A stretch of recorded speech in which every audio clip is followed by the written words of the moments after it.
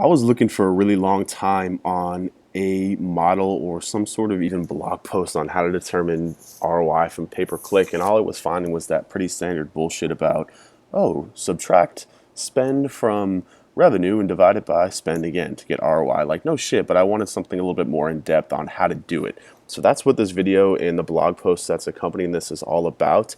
And I'm actually going to give you access to this exact model that I use when pitching clients. Now, again, this is really built for companies that are pitching clients, but you can also use it internally. And I'm going to walk you through right now too. And again, this is how to determine the ROI of a potential AdWords campaign. Now, it's important to note that this is not exact rocket science. Until you get down into the nuts and bolts of a campaign, you're not really going to know exactly how it's going to perform because a lot of shit comes up, right? I mean, we're talking about performance of the website, landing page, ad copy, all that stuff. But this is really just to get a picture and to really help close more clients by showing them, hey, we can actually deliver money on your spend. So it's really, really easy. I've really taken all the legwork out for you guys. All you got to do is input some simple data. And I've got this broken down into two different website types. One is e-commerce and one is services. If it's an e-commerce site, this is something that sells directly on the website. So a website that makes money through sales on the website when people can purchase through the website. Pretty straightforward. Now, the difference between these two is that the website conversion rate for this, for e-com, is a website sale. So if somebody goes to your website and buys a pair of shoes, that's a website conversion. For services, it's a little bit different. A website lead and website lead conversion rate. These are two different things. So a website lead rate is every time that somebody comes to your website and either submits a form or picks up the phone and calls you. We're considering a website conversion leads. However, we cannot determine revenue off of that unless we know the lead conversion rate. So how many of those leads, every time that somebody calls your business or every time somebody submits a form, how many of those people, what percentage of those people are converting into clients or customers? Very straightforward. So that's the difference between these two. So if you're a services or a lead generation business, use this column, ignore this. If you're an e-commerce website or if you make sales directly on your site, use this and ignore this. So let's just walk through these real quick because you're responsible to fill out these green cells in order to get this to work. Now, again, you only have to do one or the other, not both, depending on the site that you're pitching or depending on your site.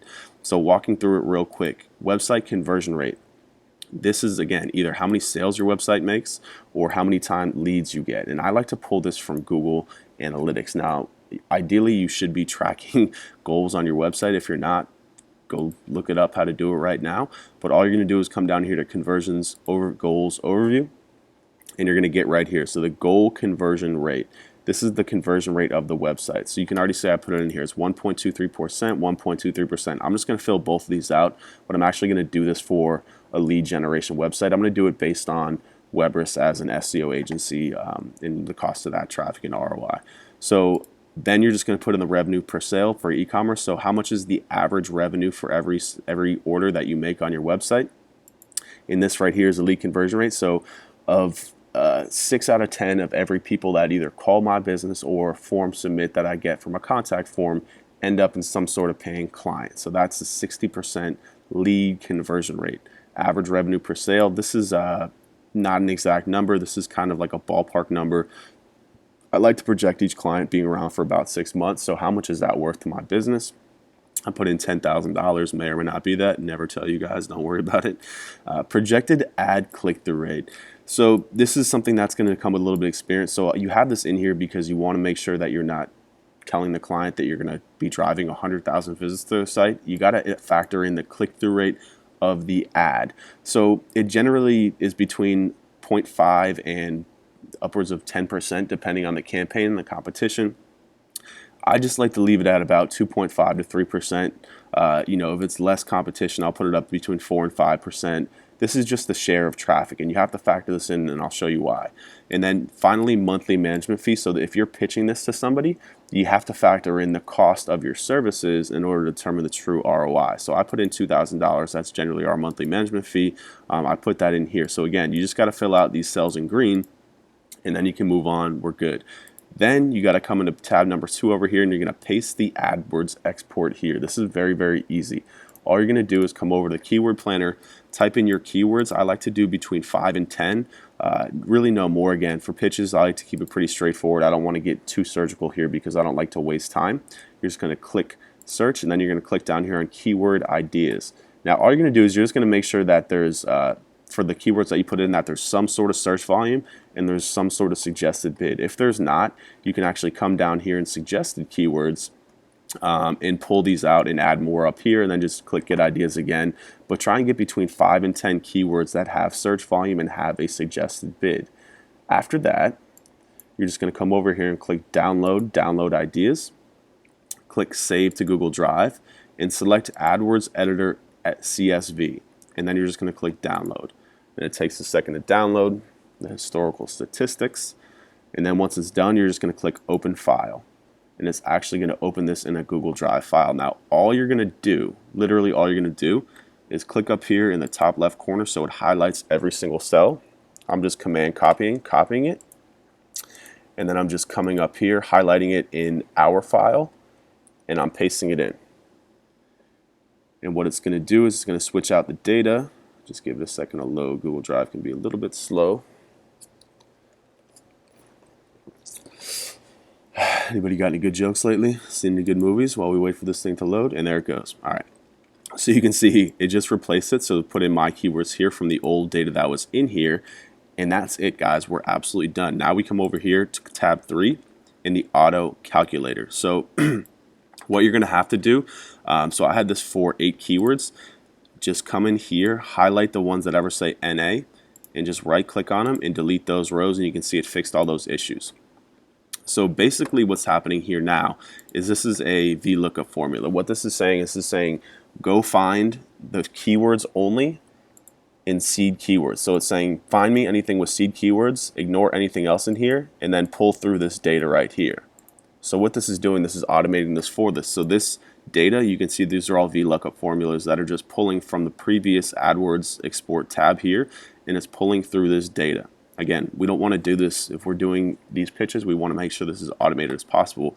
So all this is doing is it's just pulling through the exact keywords that we want. Now if you want to add more keywords, so let's say for example if you put in 10 keywords here, so I only have 5. If you put in 10 keywords here, sorry, I'm jumping all over the place. If you put in 10 keywords here, you want to make sure that that's reflected here. So all you're going to do is insert a line here, highlight this, and then pull it down. Now assuming that there is actually 10 keywords over there, you just do that. But since there's only 5, I'm just going to delete that row, and I'm just going to make sure that that there's no NAs. And as long as there's no NAs, then this will populate for us. Now what this says, so we come down here to the services little column here, and it's pulling through the projected click-through rate from before, and it's timesing that, the projected click-through rate, it's timesing that by the total search, estimated search volume. So what this is pulling through here is it's saying, okay, you know, if we're bidding on these keywords, it's about 4,000 total search volume. It's going to give us about 102 clicks. Again, it could be more, it could be less, but this is just what it's saying. So if the click-through rate is 2.5%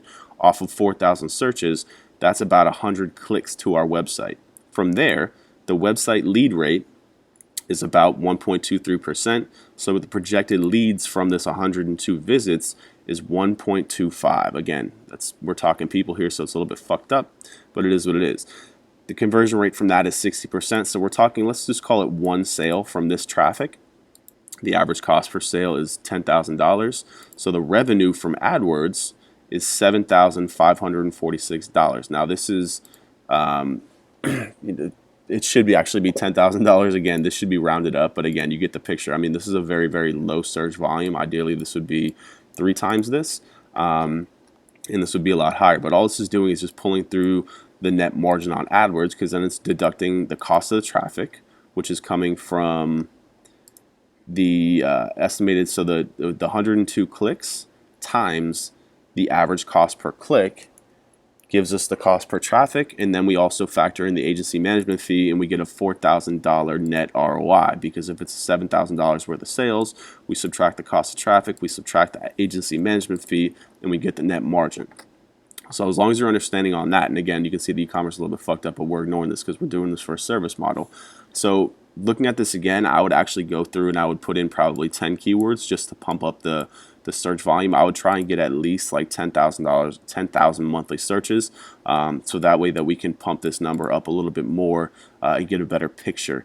But anyways, you come down here to the End Here tab, and you can see this is just like the data viz. So this is what you can actually share with the pitch, with the client. I actually just send them the spreadsheet so they can just look at it themselves. But so what this tells you here is the total projected revenue, right? So this is all pulling from that table before, it just cleaned it up.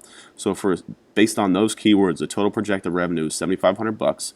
The total projected cost is $3,400. That's the cost of the traffic plus the cost of the $2,000 management fee, and then the net profit, which is just this less, so revenue less cost. Then the ROI, this is the percentage number, so that's going to be 118% return on investment from that ad spend. The way that this is calculated is it's revenue minus cost divided by cost, and then you get the projected ROI. And again, this is just a little table over here that just gives you something to dump in just to help visualize the whole thing, the total revenue, total cost, total profit.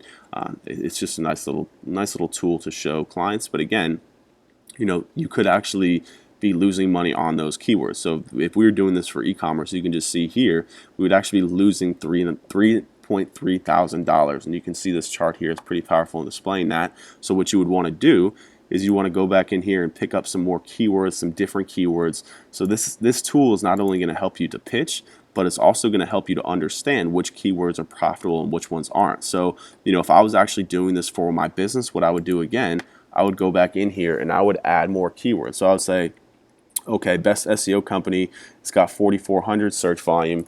I would add that in here too. I would probably get up to like 10. You can get up, as many keywords as you want. You can get upwards of 1,000 keywords and put them in. All you have to do is account for it here in the calculator. Just make sure you pull it down, and this will automatically pull through anything that you dump into here as a seed keyword. So that's that. It's pretty, I don't want to say it's pretty straightforward. It's not overly straightforward, but it's it's a good tool. It's a great tool to help you pitch clients. It's also a great little thing to help with internal costs. Again, it's not exact science, but it's a very good way to help start getting started with campaigns and pitching campaigns for potential clients. So make sure to look out for the link underneath. You can actually download this exact template. I'll have it for you. It's just hosted on my website, so you got to go there, spend a little time, and grab it, and you can use this on your own. If you have any questions, go ahead and leave them down below, and I will do my best to answer them. Take care, guys.